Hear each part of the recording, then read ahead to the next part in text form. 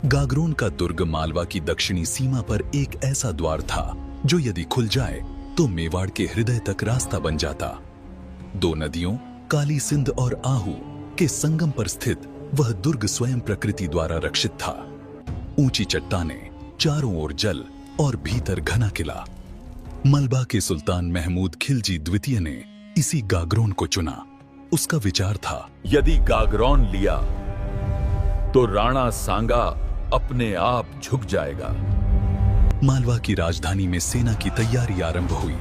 घुड़सवारों को बुलाया गया, भाले और तलवारें निकाली गईं, हाथियों को सजाया गया, ढालों पर सल्तनत की निशानियां उकेरी गईं। यह तैयारी एक दो दिनों की नहीं थी। कई महीनों तक मालवा की धरती युद्ध की आहट सुनती रही। उधर मेवाड़ में राणा सांगा ने भी समय को व्यर्थ नहीं जाने दिया। जहां जहां राजपूत रक्त बहता है वहां तक संदेश पहुंचना चाहिए।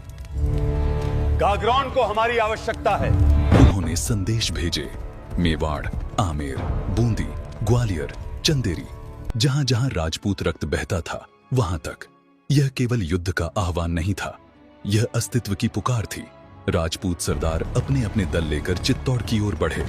कोई घोड़े पर, कोई पैदल, पर सभी के मन में एक ही बात थी, गागरोन यदि गिरा तो अगला क्रम हमारा होगा। राणा सांगा ने किसी को लंबा भाषण नहीं दिया। यह युद्ध भूमि के लिए नहीं है। यह युद्ध यह तय करेगा कि राजपूत अपना भविष्य स्वयं लिखेंगे या दूसरों से लिखवाएंगे। उधर मालवा की सेना गागरोन की ओर बढ़ चली थी। धूल का बादल दूर से दिखाई देता था। ढोलों की आवाज नदियों की धारा को भी कांपने पर विवश कर रही थी। गागरोन का किला अब इतिहास के केंद्र में था।